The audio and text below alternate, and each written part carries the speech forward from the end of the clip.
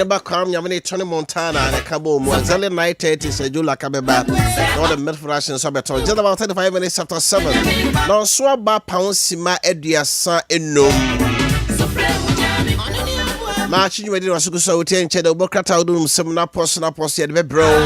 Saran so na property electronics so be fia na pensu edi nkomo.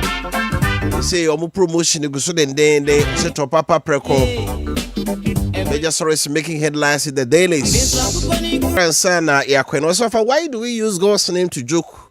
You sack Tokono without hearing his part and brings in your choice and wanted God to bless that institution in your government. How I wish we are in Ananias era and can do it in the name of Almighty swear. Neck him. What the hell?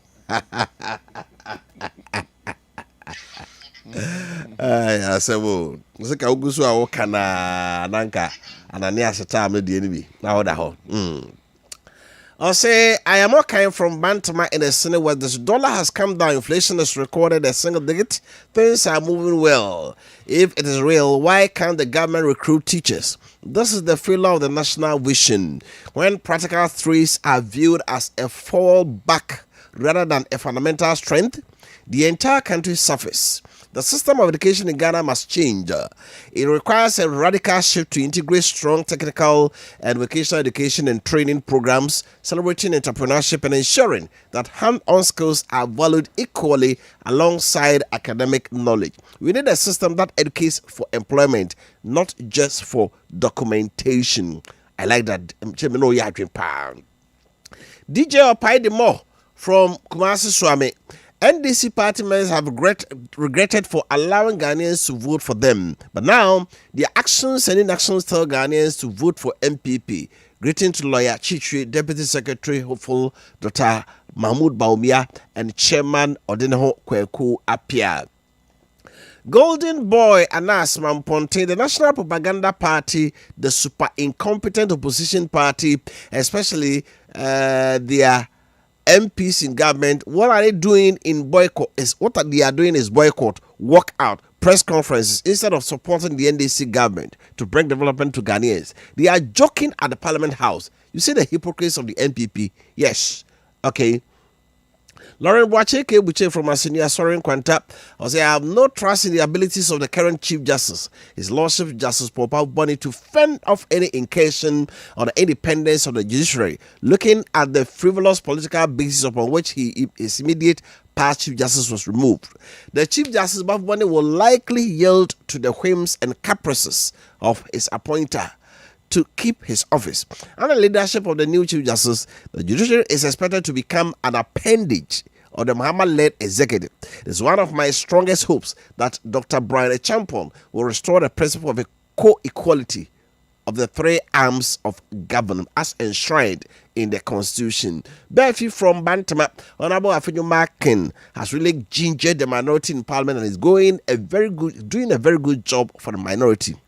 And on the government side, their similar stability is artificial and must be backed with policies to sustain the currency. Regards to Honorable Asenso Boache. Sule from Sunyai KTK. Ghana has become a bad model of democracy under President Mahama and his NDC administration. Many countries look up to Ghana as a model of democracy. Today we are a bad model of democracy. Our judiciary is not independent. All our state institutions have been politicized by the current NDC administration. The new Chief Justice is coming to serve NDC, but not Ghana. Ghana is doomed under NDC. Ghana needs a forward-thinking leader like Dr. Bawumia to put systems in place to create jobs, opportunity for the youth. Win with Bawumia. Bawumia 2028, it is highly possible. Oyibo Boateng from Atruman Rebehi, or say a government that has promised to run a lean government and cut down costs has increased the salaries of MMDCs from 5,000 cedis to 35,000 cedis. Who are they deceiving? Posterity will be the judge. Greetings, Dr. Bawumia and Honorable Michael Amoyuku. So I say we in Ramete say MMDCs no market to you 5,000 and you are 35,000. Is it true? It's at Massa. You telling me that MMDC were taking 5,000 cedis? Another source was saying, no, more 16,000. And then they got 35,000. Inti why na kind of credit? Why na kind of credit? That's the issue. Why na kind of credit? Anyway, oza ketu asem de obi abeso be school. Why na beka? Yeah, can it About please send me to school. Assuming this CJ done his work better, can't we extend his contract? Stephen Wonder from Achuma Kwangma District. So far, Chief Justice Akunyande mi who said President Bia I extended that, but IGP for normally ana extension, but judiciary there so far unya 70 pa na okọ bia so betimi akretem there, but the minimum so far in the Fourth Republic there 70 years no so yeah you go. Capito from Gosumenshia, Otabamia still remains the best bet for the MPP to win Power Camp 2020. So I'm pleading with all delegates to give him another chance, regards Honorable Mavis Howard Kumson. Okay. I'm King Dave from Efijase. I am not surprised when the finance minister announced that the ECG has a revenue increase of 90%. I think the percentage should be even more than this because the kind of adjustment cost they place on meter readings, especially the postpaid, is mouth-watering. Today you pay 100 cedis, next month you pay 230. I asked him to prepaid no. Anyway, ko wakata hudu no semna poso on the broad wings of Opana phones. And I feel ni was scientific hospital. Or madam ran somewhere the worker town cannot pay yen fattening now. So, okay, yes, I see, so they cannot. Opana phone be our penobra. I feel we found a no dear business. Obejia, no treat and kakra. The was so say, bra, won't find 12 dinner so. Ya dear be about see an on temamao. Say, ya dear no, over do stage beer. Na ne kono ayeden o madaroma ene de wokata wudum sem so bre yanko. Yes, as usual yan for daily graphic and chassis na yan hwe graphic anim and some ahodo a epi ewo daily graphic anim na daily graphic eho na the Speaker of Parliament Honorable Alban Sumano Gbagwin Kentford ono emfoni edaha no say Speaker charges Parliament use budget as transformative tool. We one more workshops now omo kono. And after the reading of the budget, we say yeah, no more workshop at the parliamentarians no. And speaker, or kasa say no, they just said budget na abano. Yemfanya de den sisaye ebeba yemamu ha. We grow. Say budget omo no. Sunday kra na emrasem jafo no ye twom. Saturday ni ye twom. Sunday no mo Alisa Hotel. Easy kra. Adwuma ne kese no pa. Eno ewo eyehanum say. Afi Ghana Regional Beacon of Hope. Okay. Ghana Regional Beacon of Hope. We Assemblies of God Global Chairman. And Odyssean Semi Atuja. We Reverend Stephen Wingam, Central Superintendent Assemblies of God. And Odiwe Atuja say Ghana and Oba Africa Hanuma. Say yen and anida so ni nyina yeso yemwa na bibia enso enko ofa yen yemfa ko wakata Ghanaian Times so ento aso or say UER farmers face existential threat from donkey slaughter, climate crisis here Upper East region ekuafo enesun omo just say furumu ponko no omo de adwuma manfo kum omo e na wi mu sakran so say e ma weda no say no o say no so na topa gidigidi all of a sudden prem just like that. Just like that. And now be analogy we say for over some years now. I think Dr. Simon Boating July pa na nanken shoot topa. I said that's the norm. June, July, no. This year the whole of July in Shuba Hokran so from. Sir, as I told me, no be. I think 1 or 2 be. You got me see Ghana Meteorological Service. So I'm just saying last year it was 7. But this year no, we are 4 cry. If you want to mind to me and check you. And the movie ya ma October na fe na yo no. But your man for him say e better che. But no baby na tie. In fact, and Iran for be started artificial rainfall.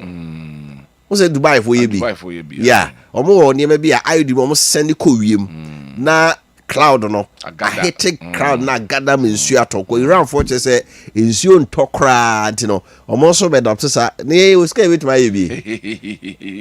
What I say to me true na me between you. We can do it. We can do it. Oh, you want my I don't know no. That's the question. Yeah, the other you nsuo no yes no. Aye. Nsuo no etene throughout the year no. Yeah, yes, nsuo. Artificialize no. Now say we are come. Ono the nsuo no bi ni ho. Yeah, you will be ho. Yet to us, inflation for building sector eases to 9.7 in September. Ghana Statistical Service for NECA. Dr. Abdullah to be honored posthumously next national awards. On also saw Enfuni Ewaha. Military recruitment in Accra resumes Thursday across 8 centers. You see the sense? This is a cry. Soldier for no more for nipa last week. Or many penny na kugu Ewa Stadium. And my way see you know.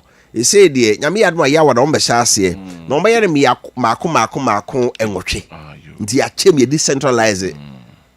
So, I said, Yetrawa Masambonisi, as I knew, said, this is the right thing to do. You see, you know, Uncle Bon Peso Farco, and not this year, and Cosibio. Anyway, Yafa Daily Guide and Twaswa. Daily Guide and Yatro El Ghana is Africa's hope. Reverend you, fencing you. Okay, and or this some way at to a gap. Ewa Afi Oba a year and Chenhonma and Yatro. Okay, Yenya no Insiona Yamraso. MPP flag bearer primaries.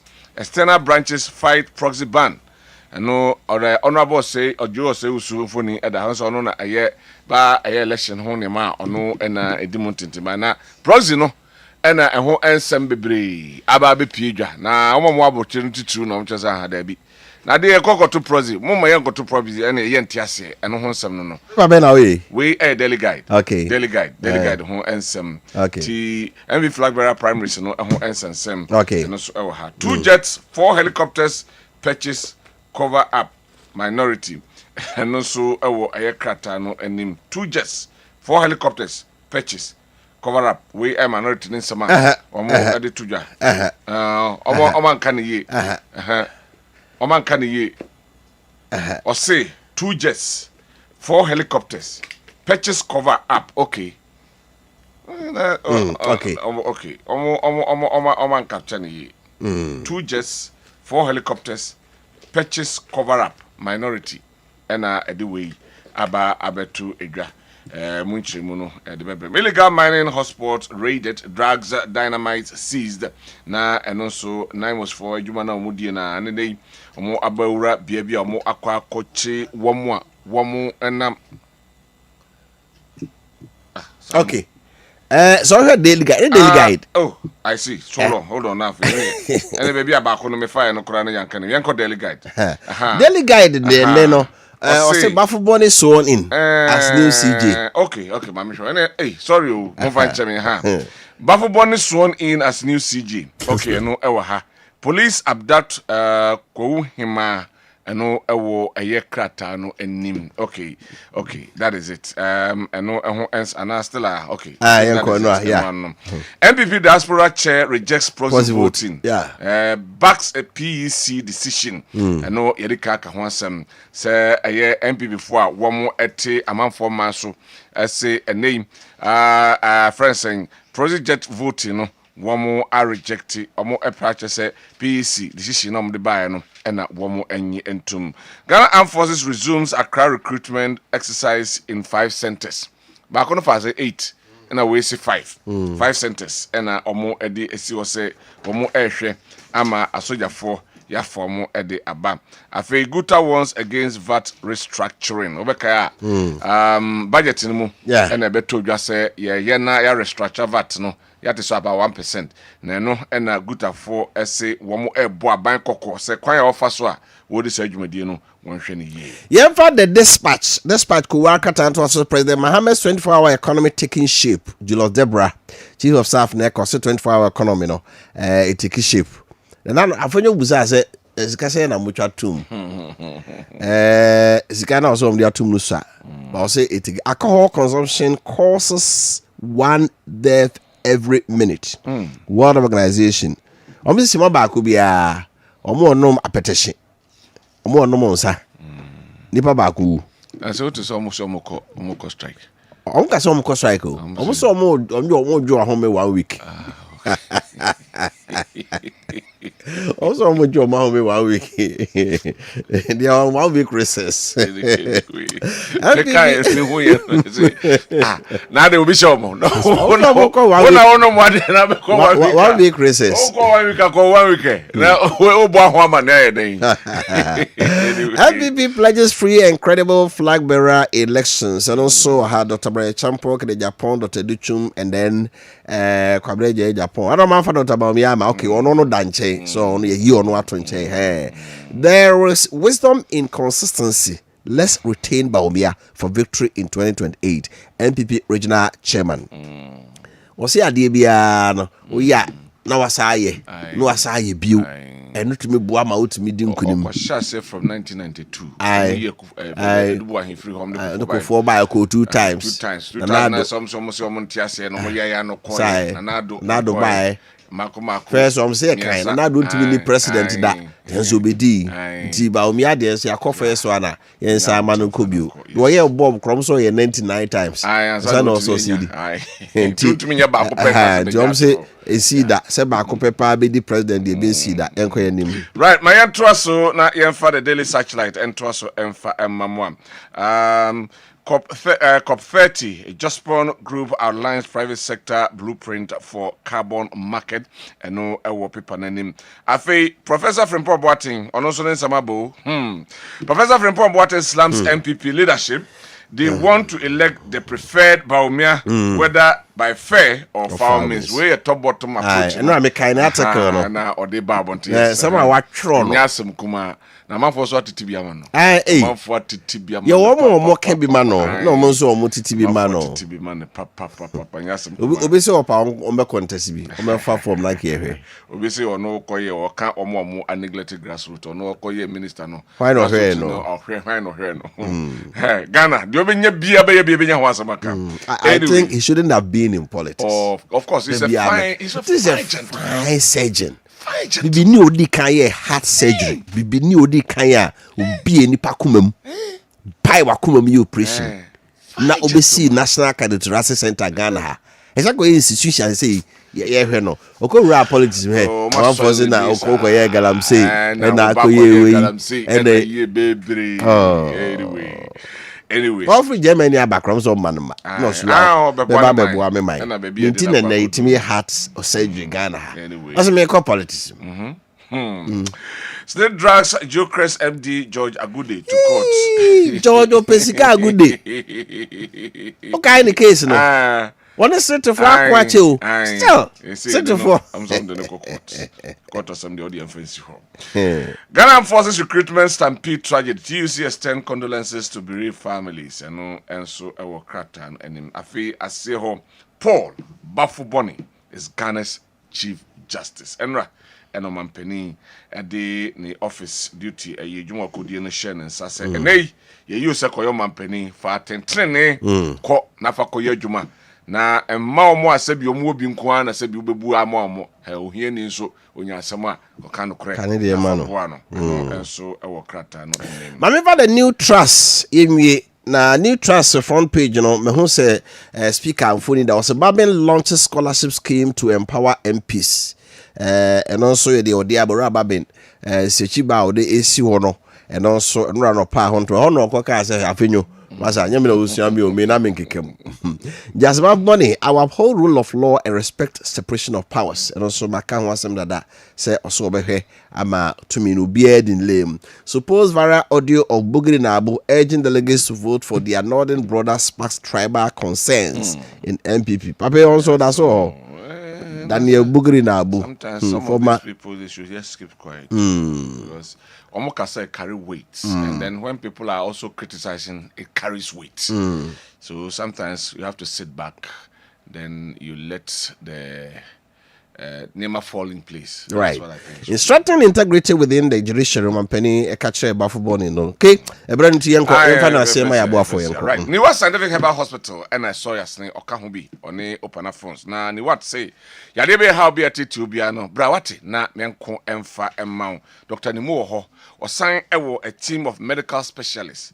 or scientists no science researchers nti omo kaboma yade ne se tibia no omo ebetimi etu ho anamon na omo akwama na ye bo doctor ni mo pe timi se mema ne ma sebi mo mema no ene mo ma no de ehwo wa bokui papa sa yakoduru bia he ma wore ho okwa obesisi nkam manatimi asi ne dadamu sa ene tenti oba wo pa wo fibroid na age uyefunu aboso a ko doctor nimo ebetimi aboawo ana sabi wahemfie ho nema enkoye ahemfie de nka nema sisi kama ke ho sisi kama ohene bowura ho no a na opia atum se wadi ne mensem obetimi sisi o sa na bema nso de o so kire mema sem ohun bema esipu a o se gina ho eni se sabi usipu a eye na ne komu abu na eda baabi dabi ko se usipu na ne komu bu ko na omani nyina ho gina ho pinchin rinchin na chese gina ho sanso na obi wo ho no ma ayese yi no o boss nwen na ne battery wu uye ne den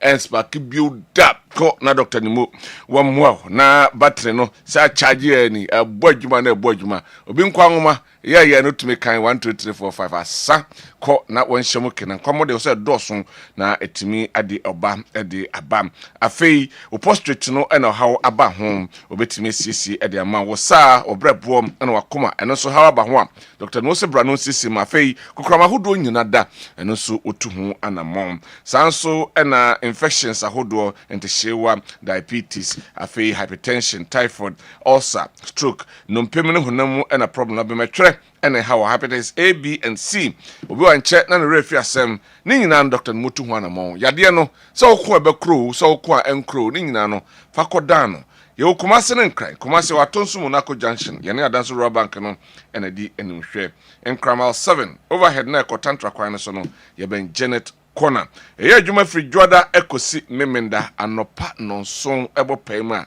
make say ye bie pono da nonsia na yatu yapunumu yapon adwuma enti ko na yade bi ha obia no onto asema Fred Dr. Nimo ewo 0244 087 687 0244 087 687 and 0279 087 687 0279 087 687 na onyoso opana phones me fan to them say ne afi na kwawiye business bi a wo ye no omoden say mobile phone ne obesi ma send scanner ma obesi ma send item we ama hwe say wo bi wo ho a obesi dem de aba ne nie o se me phone no ha me o say touch ne kra me mi aso enko basa sa ne ma na twam nyesa business nyina be say bomodin akọ ehia safe na ubenya sika kura ansa na wenya phone kakra bi kura obi azu panama ba o panama ba ya de say me phone no ha me tikakra ni ejeto ase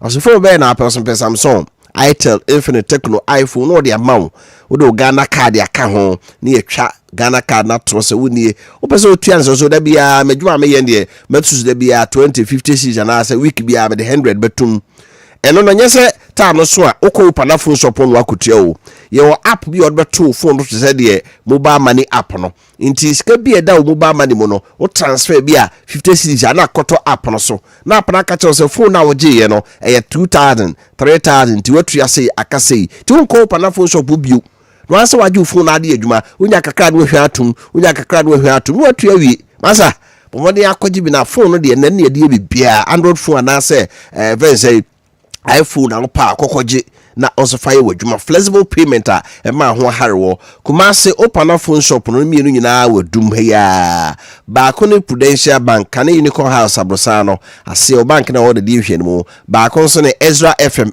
wo Achabaro building no wo mo so hwe ni wo pay open phone shop for 0248 255535 0248 255535 na 0200 866 455 0200 866 455 eso right yeah me call property electronics property was to papa preconti pp adepa and so Tomasa okotadia na se du kwancha on the obia no ato so property electronics sack enterprise and a day aba and the bank one to baba akwaba now you there na we do okay okoto duane go nya time no adi because amanfo ni bra bre jaman kwa mesu nya kwa no adi na ey Ada ya wa pani muni. Obi e pade pa. Papa de ye. Ti ukona ye. Obi e pade pa. Ya no so piesi baby no da for. Nti sata muso na ese o get no o je. Ansika de ho hia. O piesi baby sa na je. Get ni hia. Jamanfo but we want to be car ma property electronics am top papa. Masa, ufa nkwanche baby akoto school go. Papa, na dey na mo mai. Oh, na dey say ye dey be dey sempa ba. Na ye sempa ni bi ni say ye dey apom ho den hu sem ensoso brem say dey doctor ye krado ya wa hey. O ma ye tidbit kakra bi na ye wia. Na dey sempa e wo honom e dey ato aso. Nti meja ma doctor na o dey afi. Mechia etiefo ni ahwefo na for some time now ma observe bibi sesi ano afene ekona wie ya ansa na that time we ya shase ye preparations ye budget for ye manioma ye nuamonioma ye nuane a ye bedini ade na ade a eya metan hu ye say ye maame ni nuamo a motaye cold store no sometimes ye beba mo shop ye beba betonam especially fish o akwakoto nam ne se wo ba be chinam no the moment a wo be start se wo chinam ne pe wo be se na flies abanam ne ho e den na tre say enam na o customer na beto no na se nam na me ma beto no enam ne say ansa na nam ne freezy because on a normal day ni se me chinam a enam no flies etwa me ho hia there be enti the moment a Christmasy obekwa akotonam obesha sese wo che wo fish ube hu anse flies flies ne so kwa nya nketo ani bio akese ni bi na wansampo bre no na wo hu se nam na say mesra mo ye costo for ne ma mema mo ye costo akese a ye beba mo ho this season aba beto na mo ho so pe freezer and now pe fridge papa ebebo wonam ho ban enye wo fault because the wonam no to ya na wo di go fridge mu because nim say freezer no eno na ebe freeze nam no abonam ne ho ban ama wo customer said ye be ya time bi omo beto a omo benya nam no fresh but freezer no at disappoint you Mr. so customers o ma pomodin hu hia wo ye pa na wan kasa so o mpesa o be say wo market a ene tutumi ka ba property electronics yasioye yesi ba beto freezer eye fast freezing freezer o de wonam guma eni 1 week ansa na enam no aye dendenden am hu say afei de menam e freeze there be property de wo so ya na eye adwuma enti na me kai mo sa kwan ni so afei so said ye guso aye prepare for the end of the year no nipa bi at least went to me cry twice every year say unya o regular medical checkup but for I dear yes say at least once every year afeni kon every year but modern say obekwa ko hu eye doctor o problem uni problem what problem there unim say doctor schedule appointment ma say busumi bia ba na say bra but yeah yenim say ye de eni hu ade ye ni problem bia at least once every year afei so ye manom no say mo de omkwa na doctor ka chow so obaki to obehia spectacles obehia glasses edro de obejama no ba ye ka say man spectacles ausio there be me bani swadodo enye say be say neni mesre wo yesa wo ha kola no medical akadada say spectacles no it is say clutches a ye denante ukotojo ye wo ya untumi nante ade ebe ya ma wo ye say ebe boa ma watumi anante sa na eyema eni no ebe boa na menine tumi ehu ade pepepe se de esi hu enti se wo de glasses ne to ho a akola no ohu ade ye ena se de ohu ade ye no ebe ye ka adwen ne de sa be ye adwuma sa me be ye kakra wo wadwen mu ne be ye o se o afi de wani nti ye mfa glasses ne mano no na ye de mana entumi nye bibia ma no because adwen na ye used to se de na ehu no se de na enye na ehu na sa na adwen ne de aye adwuma enti se si a ukiki no kwan bia so adwen ne seda wa ha oba no we fra oba nini enti regardless of said ya boyfriend so bia no se doctor advice say akole se ye man glasses a mesrel enka say nani be say there be beboa bofra ntina ye de ma no entine ene de me ba be ka kire tiefo ni ahwefo no yeah that's doctor say what you for baba ai se ano ensempa efi yaso ye ba ne se de na ye kana fofofu promo wo honom fofofu ni nua achede promo aba be kan fofofu ni gina ho na ni nua achede ese ma memeka ho na ne ye ton fofofu e ton yo mapapa mo no me samfa me am ye achede ne memeka ho e ma wo mo ye say yaso ye de obeto bia ye de bibi e ka ho ma apart from say ate so no ye san chawo achede na sesi an awia ne bo na ebo soronko pa awia ne timi hye pa ma hu say yes awia ne ebo sat time we say na wo freezer papa e kire wo say wo freezer papa anase wo ni freezer papa e kire wo say wo ni freezer papa because weather ni mu ayehye eti wo say no hia freezer weather ni mu ayehye mpo no ebe ye adwuma pepepepe se de na weather ni mu enwunu no enti property electronics yen freezers any yen fridges emu nyo because ewia na bo there be se de ye adwuma na ye all weather ye de ne weather friendly pa emfa ho ne awia abo sa bre obonso obi ho no ma waso ne fridge obonso obebie mu nyina timfifre ne o ma ne nyina na ne enso fridge ne si so o fridge ne nya papa enuoma manufacturer de ye no wanfa de papa na ye gas a ewo mu no aye fa no refrigerant no enye papa enu ntine entumi weather no batu ba yaso ya property electronics yanka se che manufacturer ne say Ghana ha ye wo no ye weather ni mu ohyepa eti sei ni ye pesa wo ye ni oye de suit ye weather no ema etimi boyie eti se me ka fridge asem na me ka nyunyu asem ka air conditioners obi wonum sabre ne air conditioner se wono na eto no so air conditioner ne eto no sabre bo ne hyew pa montumi kura na demu ma ne nyeye so wo pe air conditioner e papa property electronics ye nyoma na manufactured under German technology gas I way air conditioners ni mu no 410 gas pipes edam ni nyina ye copper it will be sa technician papa bi obeche says wo pe air conditioner papa na fridge papa nyoma wey ene wo sa wo hwe ewo mu nti property electronics eno ankasa ene ye de aye sa nyoma ni nyina ma apart from say ma nyoma papa no me say ye chawade na whether we say you prove e ho acha so bi o you see oba bi wo crow from sister ya fufu nyamisha ye da wase na obeto fridge ni bi na ma me no hu de onye ne ho so nya fridge a etimi bo adwuma within just few days obeto be 3 days pepepep for say the fridge e wo ho no ma no to na boden kura no watu ni baby a we sister ya crow from nyami ensure bebre emayen enti we anopa de say asopa wo we ncha asemutie we say ya boss yes bronya bantem bronya e the property electronics yan your man kwa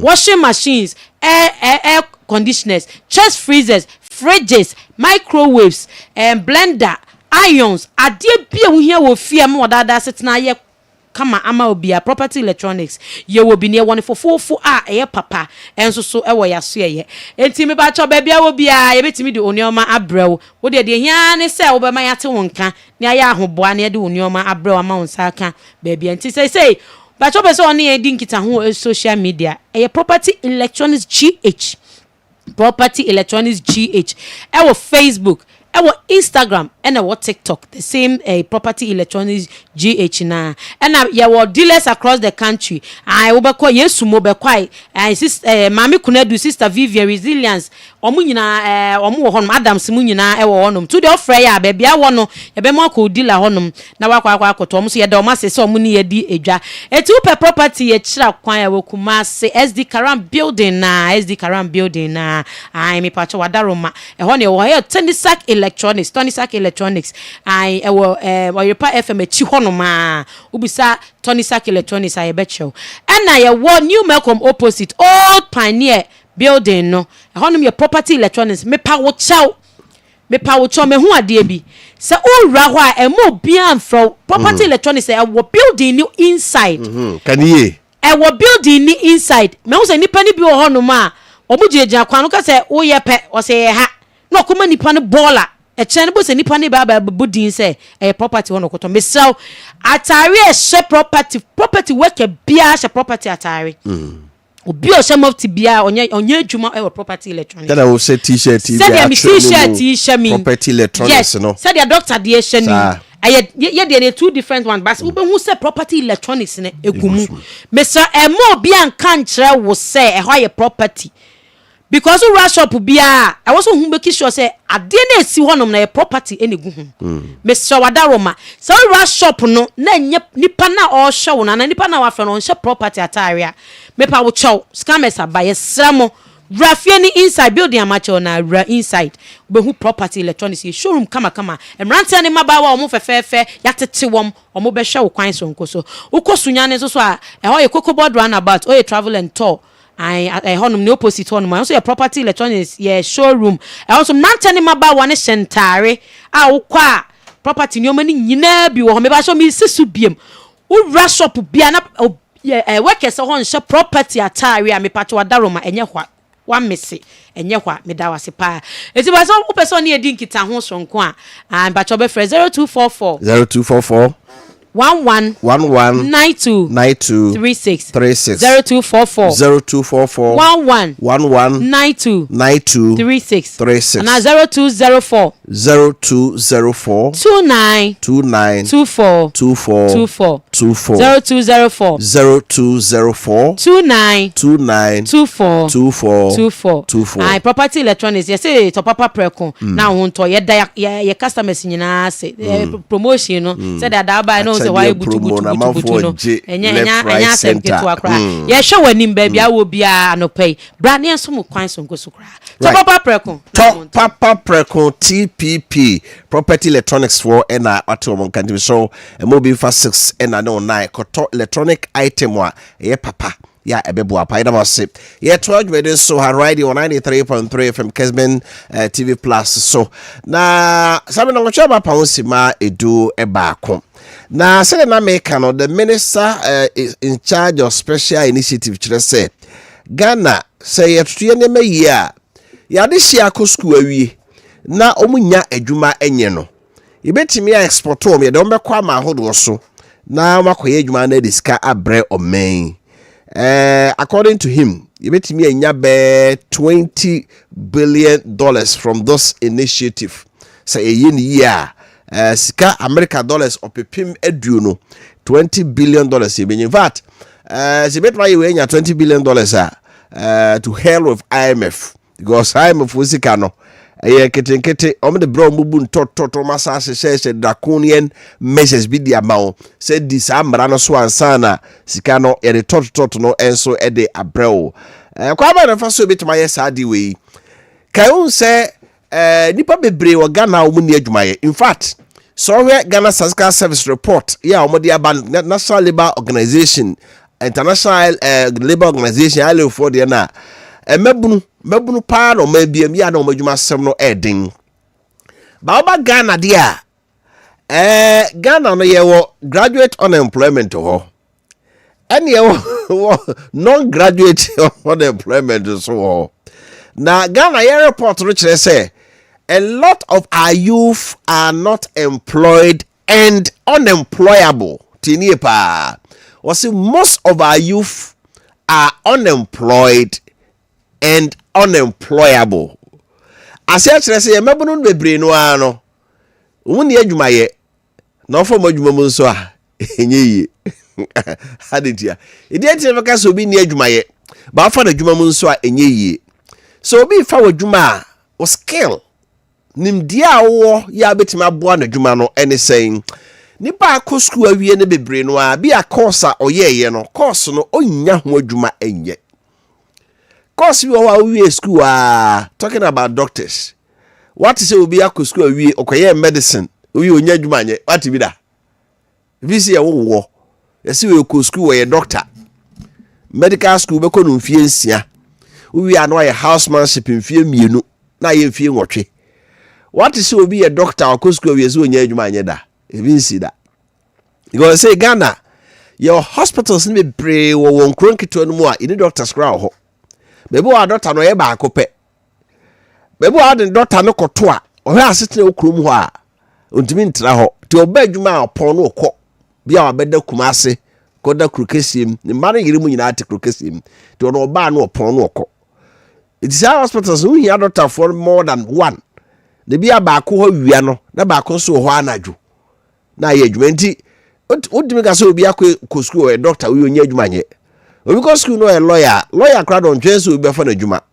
se unu adwuma ye nko ade a na so chambers papa bi nko ade obenya adwuma ye kane na nanka obi wie school se nurse teacher pharmacist no nyina ka sa bracket ho kane no ubuza ke odi mo time a wo training college na wo ho na wo post ayden na aba it you call ya start say national whatever e ho no a wo kira de till you get your posting whilst in school sa na nursing training college tie sa na pharmacy tie and about who said there be adwuma nipa ndo so ti say pharmacist wi a opa wo akwa adwuma obi bie ndrosto obi no be fa wo anu afa wo aba be fa bidie benye composer fa aba fo mu nyina nurses the same thing they say we traffic vat omo we is it 2021 2022 omo da so tifie more than 3 years they are still at home and the teachers say we no bi da so atifie it the question is sa semi ya minister e kan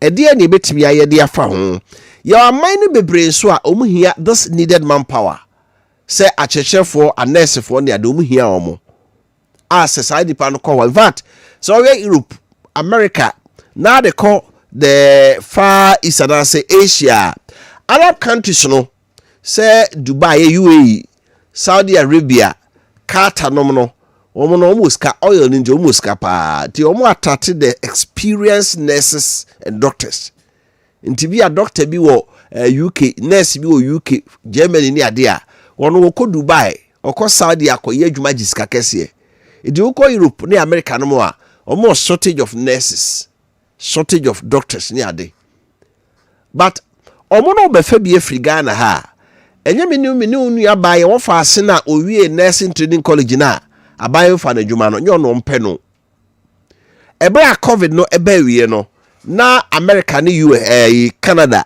omo nse bi omo fa achechefo na I was at least over 3 years experience as a teacher trained teacher asa no mafaw ti wo wie train college na sa wote Ghana na ase obetima ko bi omo mfaw this wa kira de mfie miensa wa ha asa no wako se wo pese wo ye nurse na wko bia Germany UK ni ade a this all that 3 years we require 5 years experience asa no wako eti how do we draw the line say ye de omo masua omako school awie omunya adwumanye no ye de bi ko aburuchire so omonko ye adwuma ko pesi kamera boni no so mpe wo ba no ana onua wo fa ase na onya adwumanye ye no omo pede wa ye adwuma na osue hunu no wono e no mo fa no Ghana Registered and Midwives Nurse and Midwives Association say over the bare 2 years no a nurse for no kwa aburuchire na nyagro nipa so kwa onkra o sa aburuchire don say Ghana ye kwa enkra sa eti oya no agi leave nurse for no crowd yes sometimes omko adwuma ni aka chon so monko check se we wo ho a tu be ko bi wa be ko na wa ma adwuma ko sa ommo nka yo se oya ko adwuma na ye routine check na se ko we resi olu ba check yes o de oti be ye no na obagi leave o the leave no tum wi a eno a no ko enti say you betimi anya sika afrimu a how do we balance it because you try nye here the experienced ones kakra na aka na omo ye adwuma no wo mo e na be kro na say what the ayese teteton wa na kan sa no football administrator ba ko na kan ayese teteton Dr. Keke Sabon okay teteton ndi Ghana na ye be ye teteton ene say ye tete nipa na o ye experience ani ade it obi ye nurse no ya nya experience na nke ne ko ni afa nkwala na amawie ni bi agum ya tete wo mwa ya how are we going to regulate it na ya say enye brain drain because say da meka no broni fa wu nipa o fa de o ye papa no say onipa on wako university awie no you see as o ko legon ko ka university a your courses bi o ho a utwa first class pe wie ya massacre foundation we no Obama scholarship no do dey do ko because omun say knowledge kura wo no wo na abeboa mo man na dey etumpon ndi omo no kwa na aka you know omo maka no ti she said the opinion di aba minister di aba che say amaya say omu hia sa personally pa Philippines India Egypt, Tunisia, and Morocco. Also, my way, say the nipa yet any woman no near Jumayana. These countries, Philippines, India, Egypt, Tunisia, Morocco. No, the person say, some minor crowd, omu yedi bi. But omo goes hold the crowd that can do that. No, my minor omu kumuno. Was say India, Philippines, Tunisia, Morocco. No, omu yedi. India, they are more into health and technology. No, and omo no. Enya wonder, enya wa say, bombe training be play. No, no, be across. No, a minor omu koso Japan, South Korea. UK and Germany. Some countries in Nigeria. Some countries we there. Utiti nipa no na or that profession na ne kwa. Omo so no so. Inti Ghana ebende. Oh, afa betimi aye. Because once can be na Cuba for ni we be na yes and money be. But the thing is young regulating na they will go. Inti young regulating no mum na Ghana nya so mfaso. Because you betimi export to nyama ako na betimi export to knowledge so I think say it is in the right direction. My worry kakra say yen are regulating na omo ba they will entice those who are creme de la creme na o kanu na om de makoba regulate omo a policy any de betudwa say bia you be channel out this kind of students and as this kind of professionals ebia afiwe you be mamo this kind of person and as a percentage say any betimi akọ out na nye chenchina say ebia wo mo matena dwuma ya omo your experience no ene de ombeko eyo mo ebi ombe wie school because omo so kona omo training mo meet omo standard no matter what obe free hand mako wo experience ko UK no na se for na omo training in a way to meet their standard and sign on be employee or employee until say come be for the creme de la creme na in fact omo yes omo adwuma mo experience o metimi abo man no ka omo training omo asebi wo mo tifia unemployed graduates na sefo ya omo betimi abo na I think that will help and then get something for the country ya anya ne sa wofa yempo day in day out. Teachers are going, nurses are going, doctors are going, some professionals are omadwuma no ehu hia ewa ha no they are going. Na yebeja omo ene ye ka bad luck of nurses are omo gu ho no mo a yentimi employer omo a from I think 2021 mebo abesi date yentimi employ these nurses omo gu ho no mo a omo eyeden say ombetimi anya ahofa balanfa so e de amasom nation a let's put the paperwork down. Draw it well yenye ni ye never sa ni fofoyi enko na omoko na sika eba o man no omo ankasa so omo hara omo abe yi sa bed na enei ochina obi gina aye Jubilee House na or demonstrating or picket obi gina finance ministry na or yes and be yi bebre no e dey free honum. So I think our leaders should sit down no omo hwe sa asem we very critical na se beboa Ghana ya they should carry on and do it right and so mbeyen so a won say ye hwe ye training no on say so start say o export to the sa nipa no bi kwa monone a so wo dwene ho so nso nya shortage e wo woman mu make they should balance it they say who number of nurses afibia here a ye training wo mu na ye hunu say e bi ko ba say teachers say okay schools no be any teachers o na ya na enwa no achechere for the school abansi ontimi ntuom ka kwala no gu a onko ba bia ebi wo hon ma ebi a headmaster no head teacher no any teacher ba ko pe omna hwe basic school ni nyina omna hwe school ni nyina from KG to classes na JHS no ebi abenya teacher be ebi abe 2 3 bia subjects are ebi no anchor specialize in ewo aye ni training and asset to friends in university no na or for so actually because subjects no be hon ma who so many instances are obi our social studies teach English na won chere social studies English grade e ben social studies English e yo obi our social studies but social studies don't chere massa that is the issue inti say ye nipa no hanasa abansi omuntu omoka what we do with those schools no so and nei omso hia teachers what do we do with them say aban ebetimi ede bibia ebetimi aboa ama yetimi so bo ma that will be me gidi say ebe ye adwenkyere bebre be ba ho but ke ebetimi ahia ne system bi senka If a district bia yenye omo de ma omo. Okay. So bia because district we if be a nipa 20 and a free how be omako nursing training awie. I do omo kwa ma no na teacher training awie. Iti omo benefit no. Embra district. Okay. That is good. What do I say? For development of the district. Yeah. This is go school danye.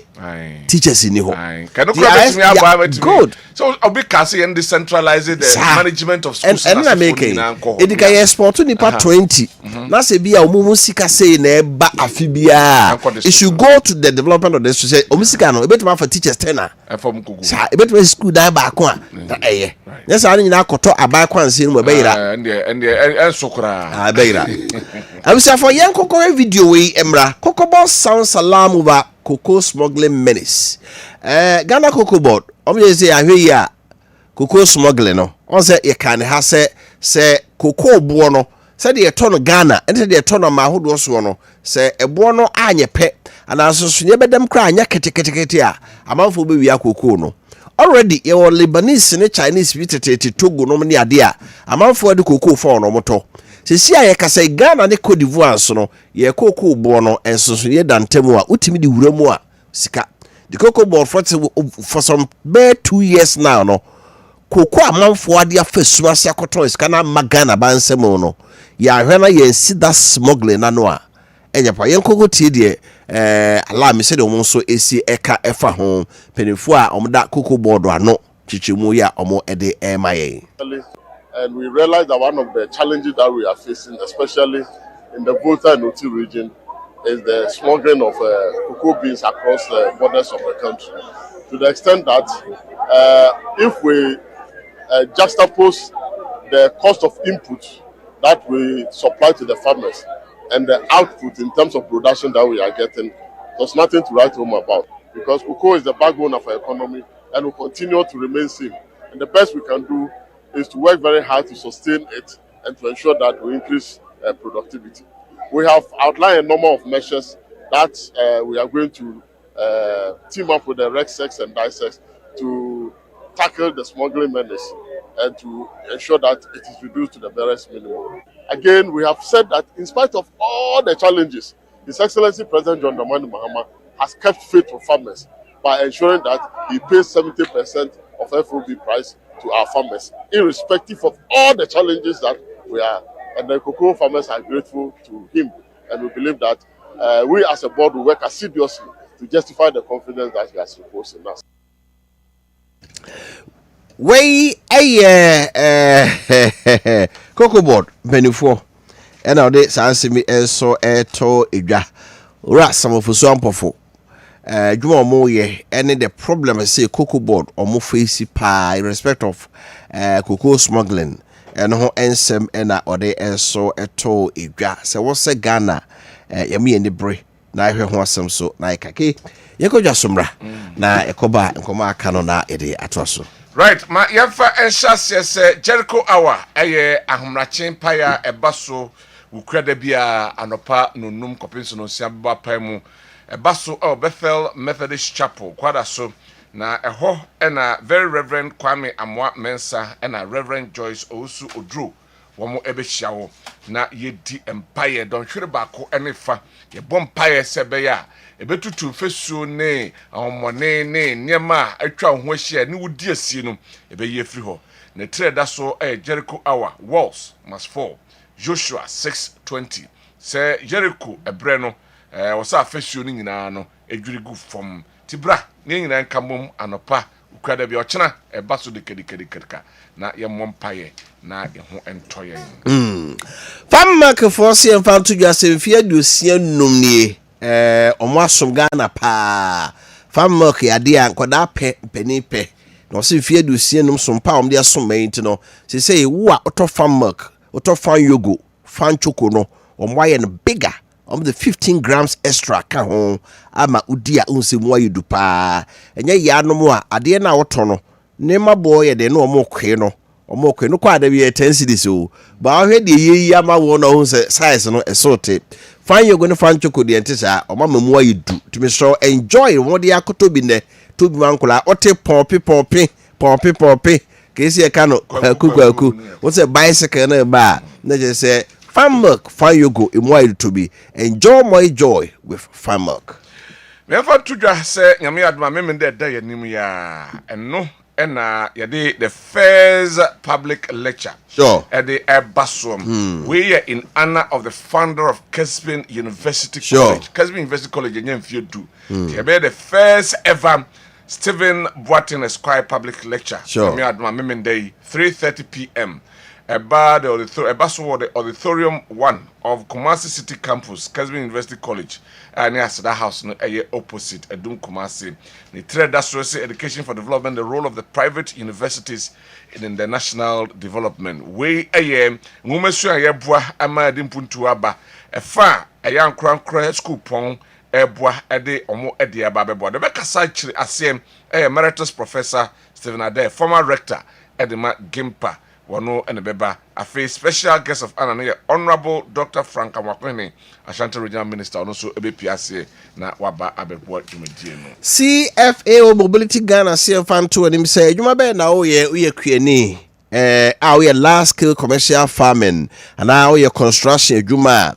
If you na ohia no ye bebo modwe tumpon sakma ne fuko trucks akese ye soa ne mapa mo bi supermarket akese a mo twe ne ma free mo warehouse the man for friend wholesale no o pe sakma ne fuko trucks akese a e be twe ne ma ni na ma wo a mo de akosi afi na kwaje brand new tier rubber na ayedwuma chama o ave o be kin long buses for comfortable passenger transport. Monso amoko enkran tamale hamile ope bus papa ye becha me so momodia ko CFU na kin long bus momodia banom enya agrokra afi mo ya agriculture large scale commercial farming construction no mo hia level backhoe ne excavators wo de aba eya ewo hoden pa monso mo yi niam free warehouse no wo hia Toyota forklift no eno ne car na ai se keto bi sa ikugina ho a na yi niam ni nyina na peja na de abegu ka mu no e de ama afi omo wide range of selection of ties car be ni kra we saloon car a 4-wheel SUV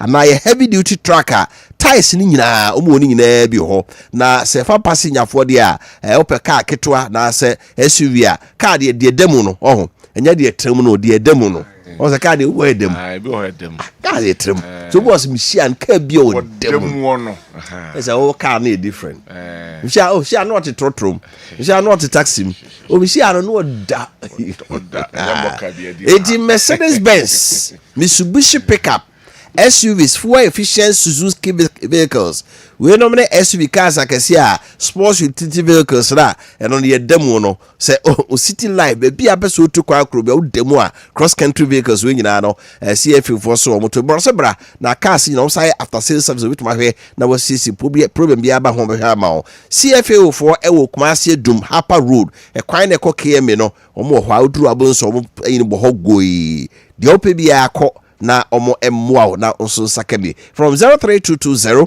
22201 03220 and afi 0501 353717 0501 353717 so Sunday Asari Ministries SM Fantum and saying me adoma kwese de no yen nyina de ne echim e wo Church of Pentecost Bantama ewia no na pepepe na chese ye ko na yakotuntum awrade yi na ya pegya no ahoahoa no amana ye kron oso echen bibia na we expectation concert a eba so na yon nko na eba Eltamreku ebebe bi Francis Amo Pastor Cheibuete kwakutei omunyina epiase nyame adoma akosiede ya Church of Pentecost open chima for 0209 905555 0209 905555 and 0249 042999 024549 042999 na yanyo so Funko Enterprise say promotion yes dan what pages you wa boso na ka ne ma plumbing works a obeyi room no pipes a obe hihyebu any baths jacuzzi and afi shower ne de ka ho nyina no Funko Enterprise bra edana wasi a oboso awie ru hia doors e pro papa so e pona kromfo ntimi muani China door e Turkey door ni nyina obi ho afi jacuzzi bath na wo demo a na o se bath bu okra utumi hwe o drink na o sepo no kakra so papa powder wasa adepa de afi shower baths and afi cabinet basin water closets WCs and afi 4-in-1 showers from the band bebreye ka ho on se dan wo sia wie no washroom da bia meka obi ba ofi a ofiri hall ahe no okọ washroom onko bedroom ura say wow ura bi o say yes or if you ra any plumber obi de dan jawo se toto ne ma papa esiesi mano no for the Franco Enterprise watete bo no eso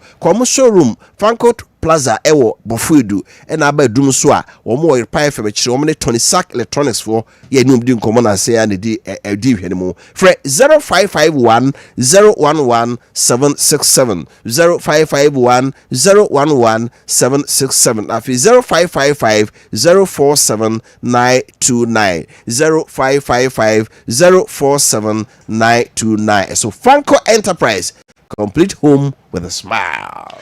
Right, my infant to just say Kessben Group of Companies. I feel Kessben Media. Ya kabum na afibiano ye blood donation ede kobwa ama foforo na de tiene se enye nkwan yete hanuma ye ne yetiefo yahwefo womo epeso mo donate blood ede boa eje nkwan no na ekabum a ye na onim se so to be donate blood eje nkwan ye fro okunini ana oye hero de tiene se nyame adoma Saturday the 13th December 2025 a free anopa no watwe ekopense no miensa be bawia no bra na also be donate a pint of blood na fa kobua onua bi na de tie no se waba be donate awie no na womo so ase no amachede kakra bi ne sentiment of blood ne kaboja yenton na chese ho ensem na eba so ewo Aseda House ya na eba so 13th of December 2024 anopa no watwe na ya shase enti bra now so enkan ekunini ehun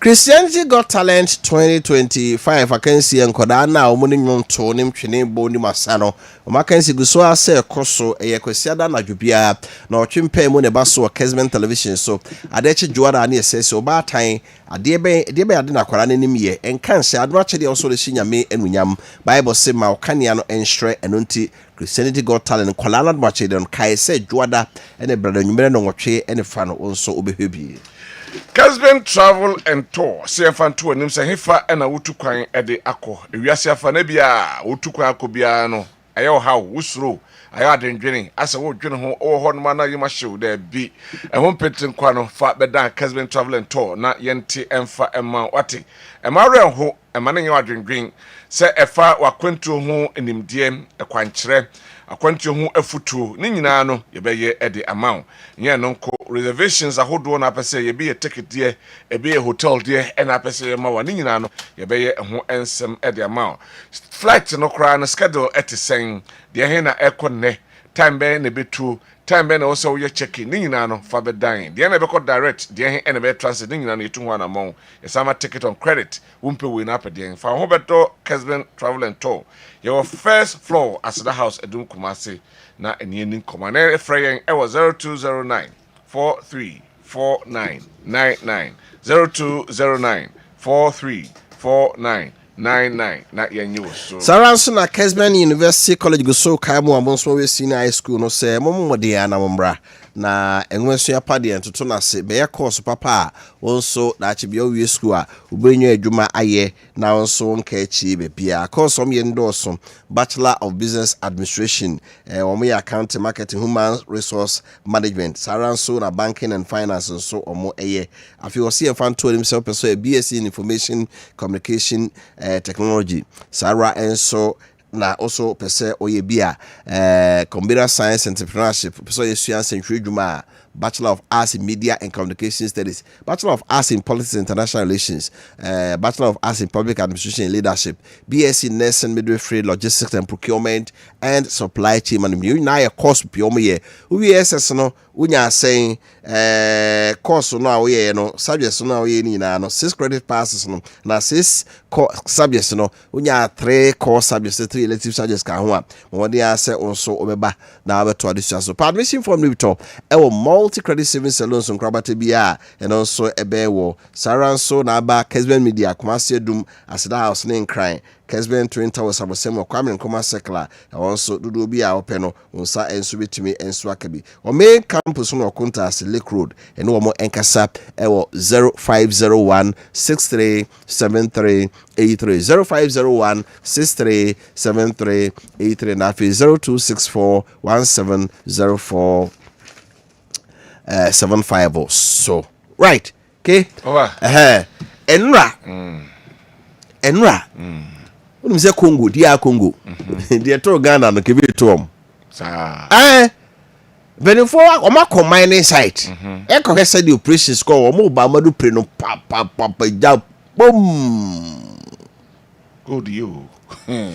Masa, go to you. Skakoko no near me dear children in Yasen Beto.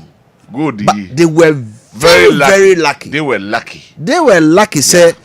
Pilot no ye brebre de rupe no touch it down and son of the BCAC. Ijani to mo ye brebre de touch it down. Iti jani to mo free tour no say engine no ewo eto sa. Iti ye shiba no gate no say rupe bia na play any gate mi no. E na omutimi nya akwan pie free de ewo animu no. It before said the blast number no na omu nyina timi afomo ayeden esi. Senye sa Kade to Ghana go won dey nkwana play no so na mpani for do so go for abase o ye betu good yakwa akọ site ye ho e say e da ombenya nwanam kakra omutranye yakomu nyina ya se so ebira ma ro mpani for no ye be video no sesi a no it was very scary yeah the helicopter kitikiti ena koto nipa we dey do prekase a tese Uti mpanifuo no mdoso. Nyanam jimala me ready a. Fato so me. Nyanam me wo ho no nti no. Mpanifuo no bia gya de wo ye so ye kɔ ne akwa hese bibia ye kama. Can't we do Omo return no. Ntraje ya gomanu. Anyway, because elsewhere in certain jurisdiction, me just mpanifuo no nyina be ka bom sa akɔ. Say odi we say woni semu a say bi ye ni nyaw say dem pay for semu a ye di jaw sa semu a ye ni wa preka ye ni wa okay apreka te say obi mpra say hwe ade no wani sem bi da won sa demu a ye ni nyaw okay say woni semu a ye ni wa preka okay say the ya brofo ne kan say more grace to your palm by ya come more grace to your elbow more power to your elbow and then the kwa o chia na wo bi ho na watenam sa na tie die but senka omunyina bebo mu akọ yo saa no nka wo mu entimi anamsifo because minim Congo said omo yi na etie de bagana ha say your original representatives ugina ho ma ban no anka obetimi na yesa ne ma bia hwo nya na mo ho saa no munya ma wa mo formal se mo nkoyo hwe ya ifri so ho ya baba ya sewo Wofa ti wala se video no ya ready a ma ye hwe what really happened na obia yi ne bag ya chese cola obia dwane masa na jada play nkwa de what ibi pie na omo maka mu na omo ntimi pie no na fo omo pie no omo hu se omo sa akwaji omo so because ade na sase ehye ebetimi ya blast ha the video is ready yen kwa ma start video no mai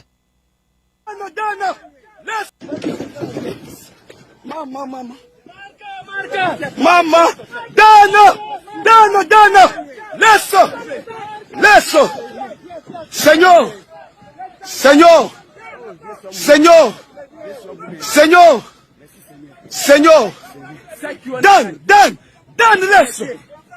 Dan, leso, on va trouver un autre.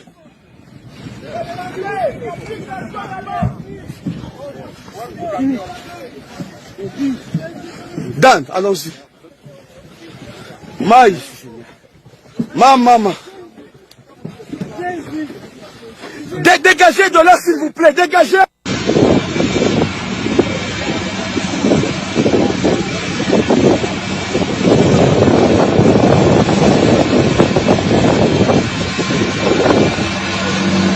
Il a bien fait au fond d'abord.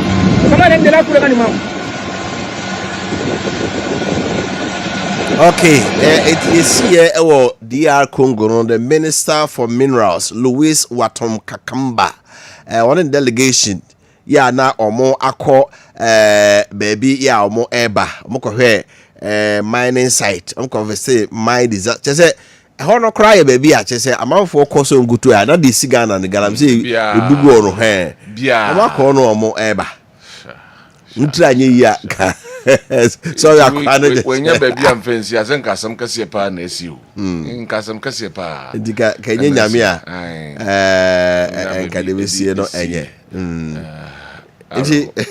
no right yemra fie na enhyanse na yemedi enkomo abadwafo eno omdi dwuma ene anopei enso ayekrado ha ya se begu apon so nyina no ebedi eho enso enkomo mamenka se ebono nkro a dwade bi ewo plus no so a ebe wuramu didu ho a mon hye so emaye na Naje Perez communication team member for New Patriotic Party MPP ha saranso na engineer Yaw Ansa Tana North Constituency Secretary for the ruling National Democratic Congress NDC also oha ina kwaba ofa me joso na ho ye de ala dom me ho den pa de ko ye de ko ye se de mai mai bi ko ye ofa bi ko ye pa me kai so say ya na microphone mu so ye from krom mfa ye hunu so bi ko ye de a no de me nye sure say amanfo be jaka sao anti da bia ya na me tum panyimfo no so fo say ade ne de omo betwe omo ho afiri ho evi say omampanyin no ne na so efo no be ye bibia ne mo mo ase no say mo yesa in fact ya na ebo ne ma bibregu ese ne ma tie no de nye so omo kana kwa ebi ne kure te futu ne de ma ye nyina ye ho ebi kwa na mesumi kwa me ebi nti wo ka ne tie na mesuma sesan afiri ho because ha adwene yo that's it nana Wofa akwaba ya me jeso na ho ye de adom ahweye ye modern papa okay na menu apene de beka se bibia koye na enioma koye ofa ministries wa abaye dwuma efo nyina obi emu na munanani na mbisa o mse aden a o mse ato force nkoka budget yi oto ne presidential staffers president mama okacha ato force say onto presidential staffers no o market you 67%. Now ma the whole Ghana buy you my for more 9%. Nti o share ministries na and no mun nyina obi e munamuna nanim. E na de ebobo ba nkran say what to presidential staffers no o market you by 67% no. After the MMDCs no so the percentage no kra de won't mean kind. From 50 million. That's 5,000 no cray. 50 million. No cray. Over. Yeah, and wa be mu just 11 months ago. Dina mutua MMDC sika 5,000. How? It's not 16,000. 5,000. Yeah, wa be mu na sika omoje no. And they say ya to presidential staffers president mama and crop for to almost 67%. Wasem pija MMDC for the from 5,000 to 350 million 35,000. Then offer a ministries or other government agencies anymore. Obie munamuna ntino say ya fee MPP4 papa because MPP4 the omo ye wo krum ha mutumi peja aban adwuma efo aketwem 30% unprecedented in 2023. 2024 cry you say nyoma enhye dan ko yesi ni trase ni ye peje mu 23 and 25%. But president mama de oba ye no o so me aban foforo munya abotre mame abotre munya mame no 2025 me mam 10%. O ma mo 10% no no so me nyoma ye 2026 ebefa iti 2026 ni me metumu mamu mo de musimo didi mo nsabro mo furu so na okotumu a 9%. Na ban adwuma efo say obi ana covid si wona penso na ho kire wom kura no otumi peje mu almost 30%. Na wo ahwe si ensi wo penso wo se 9%. Ya fa ho adwen ehyietiru dimino ka sei ene aban adwuma efo mo local government ni ade ni nyina no obi a say o ma fo o ho adwen e wo mutrim because sa wonwene ye ho na sa wo presidential staffers nko a na wo dwene ho na wo to market 67%. Yate e wo kuro we mu ndi over ofa ban adwuma eko mu ansem a nkomo a ewo ho enso eno no na afi so ofa kuro mu a mabunu buafu pa o denti omubuafu ne se president mama yenim se onton moko onton china monton suo ewo ba bia over sa ni ese Mustafa Gande true Mustafa Gande o say president mama bosumi biara okukuru 55 billion old cedis 5.5 million. Now what 20,000 Ghana cedi 200 million. Ako every constituency akoma NDC for no so mu encheni. Iti nei o se nurses for o makeche esi entumi ntumo. Nurses for pedwuma omu nya bie. Iti sa na sika no President Mama say sika we no nyoma ode eye wukrum ano. Iti ebisa se President Mama say sika okukuru bosumi biara according to eye Mustafa Gbande no say sika no onya wo he. Say sika no onya wo he. Iti eye sika mutwa kwhye ho aye kai se mukodi no eno na abamu ya na.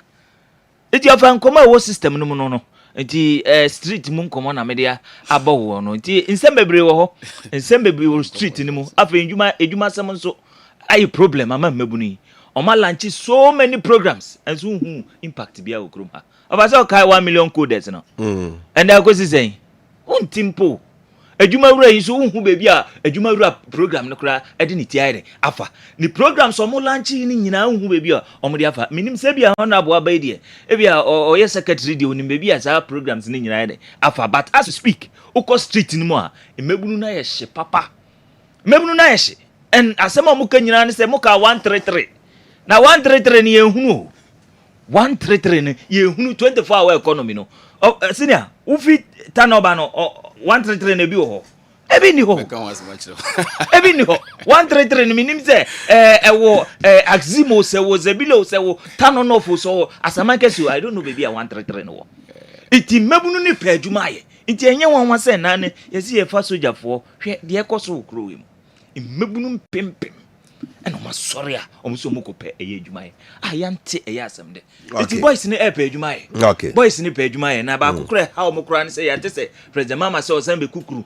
1.2 billion dollars e de akoto plane 1.2 billion dollars at this crucial moment mebunu pe adwuma ye o kukuru 1.2 billion dollars e de akoto plane e de ne ha ban we mebunu nya adwuma ye yo mebunu ebre aviation expert dia waye plane da e wo krom ha okujeto ablaka o see him plane here wo hoi ono you plane da be ono no catch him say him plane here wo hoi ye betumi use no for another 10 to 15 years it reaches 2030 2035 and 40 aviation expert do one manufacture plane e wo Ghana hada okujeto ablaka ne kai it here dey na President Mama catch him say imebunu nya adwuma ye no okukuru 1.2 billion dollars akoto plane aba betena magu yen so President Mama we anybody sha wo hye na we anybody sha wo hye imebunu pa adwuma ye e wa akakra nka bibi nkyerɛw stadium nka bibi nkyerɛw Cape Coast nka bibi nkyerɛw hwe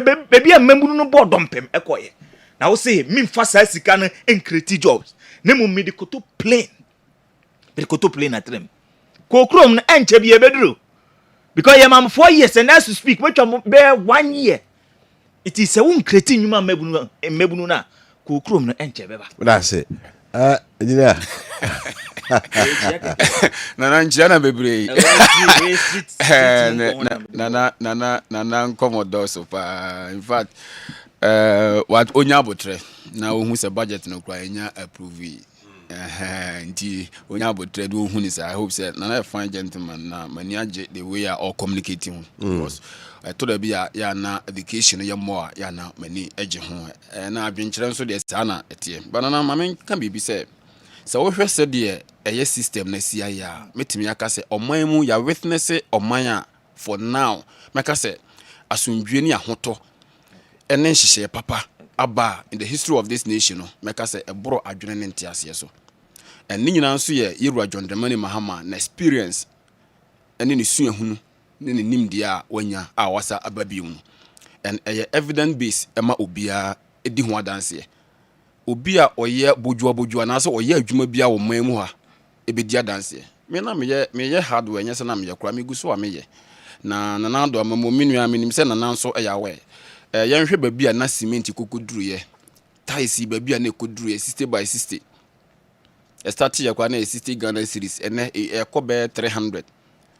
ni boy ye dem ma wutim se iron rods na ayade ne bo wo form epeja ya kodu 9600 an ne nyame adom ukuta yes 6700 800 kwa betima dai enya bi a wutim se bibia so aba form cement aba form ade ben obi bedi bekase for now omam ho enko fam ana se ne bo no enya ade a ye hu ni se obi atimi to bi ya de a meka sa mamu no ya na etora bi a social contractor aban no ene timamufo ye no aban bi adodo na aba so omuni so nso hwe yira John Dramani Mahama amamu a when it comes to economic indicators kire se aban bi aba na enye leader bi opesa amanfo ho to mo a ya de a yira John Dramani Mahama okay the mo bi amo sha se fi de se ya tie si budget ni mu a no nti ye fa sha se fi ho ne enko nana ma me sha se fi so aban se budget ni inspire hope a targeted poverty reduction mo so mo kire se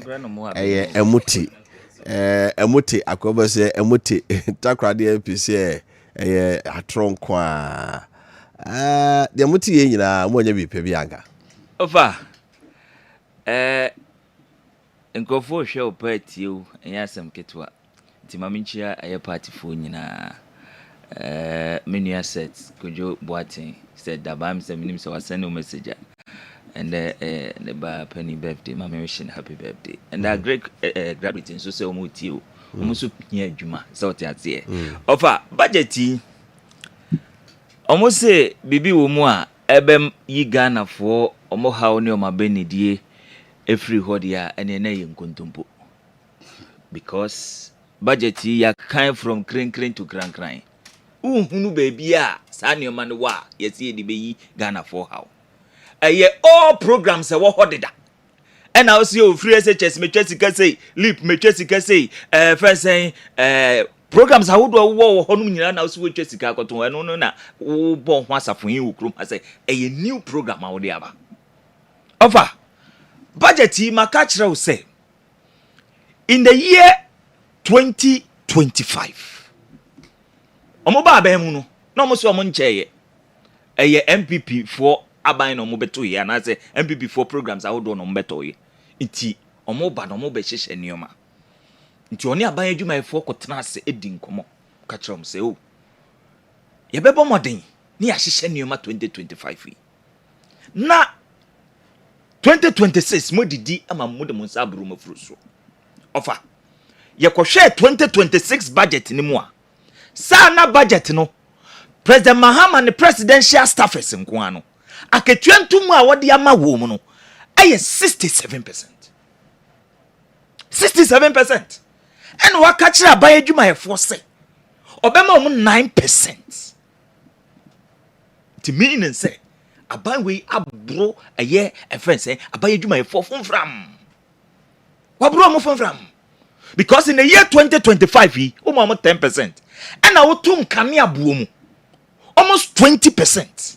Na 20% na otu mu no ofai aban adwuma efo no ekra san tue sika ma aban no because waje omo 10% no and omo sin tue another 10% efa edma aban iti aban adwuma efo no mo kro mo san aban kra san de aban adwuma efo no ka it you can clearly see say budget ne de omo de enriche NDC fo no ho but omo ndwen Ghana fo no ho because so dwini Ghana fo no ho a untumi nto presidential staff so makatue mu by 67%. Now one to a buy you my fuck you mo a 9%. Our budget anymore. Our budget anymore. And as some back who crash our budget anymore. Ha Ghana for asun jekra e wukrumun say. Ah Bomodin na ye inuma Ghana for mebunu na mebunu enye adwuma ye. Offer budget nimu 24-hour economy no. Because already now leader of government business akachire and say Ghana mabunu dwene ho say aban no kokukuru sika bi na ode aba be 24-hour economy ni obechichiri 24-hour economy ni wo ba bi dia yem forget it na mabunu pese ekwan mensu na mabunu benya adwuma ye 2026 because already 2025 e mabunu no pa adwuma mu nya bi because page 84 of 2025 budget Moka kire wo say even so obi ko pension and obi free mu krampa ye mfa obi anko aban adwuma ekonu 2025 budget it na mebunu atehoma so say ye ba be ye ABC na ye dia fa mebunu no adwuma mu but ye hunu sade no ewo budget no mo na sem kra atofo se kaya ama nurses ni teachers omuye ma hye wo mu kra nan say Agana aye nurses for ni aye teacher for so mudwini say 2026 ye be absorb aye 150,000 aye trained nurses na omuntu na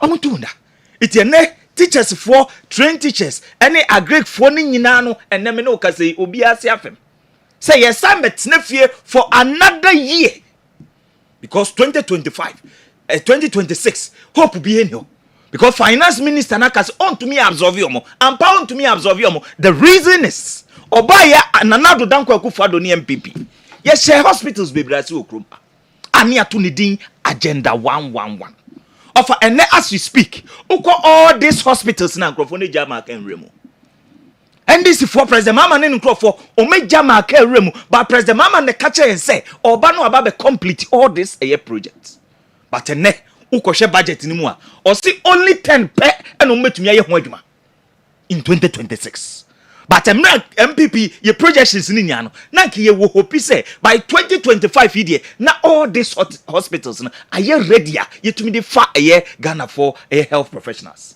but ne 2026 budget say there be on to me see hospitals no on to me fa blog bi anka ho 10 pe e no so betumi akwakoye ehu adwuma na no mpo no ye hwe because our hospitals ni nyina no na do danko akufado na bebre na wo aye various stages a na ya complete no it is no na obe ya na say okwa kwhye fofrase na ye kotena say o me baba ye express road na express road me ye from Nkran e de aba aye Kumase ofa Ghana fo bi say na adodanko akufado ene ye Rabawumia omo hye bi ase ofa so nim ofa nko eba ne nsawom eba baba besi aye konongo hase ya be wremu wo aye Kumase ofa sa kwan na adodanko akufado ne ye Rabawumia e hye ase no eno no how far eno no mu ja kan rem and na makwakoye foforo anase de because of the matras ya mehunu se da bi o mehunu ne se sa kwan na akufado ne ye Rabawumia hye ase no eno contractor was some dem contract contractor ne ye de eye hu adwuma iti omunya ntwobo nte wo ho iti ene eye nko start foforo ne nko te eye hu ntwobo that's what mimi hunu no because wo hwe eye kwan aye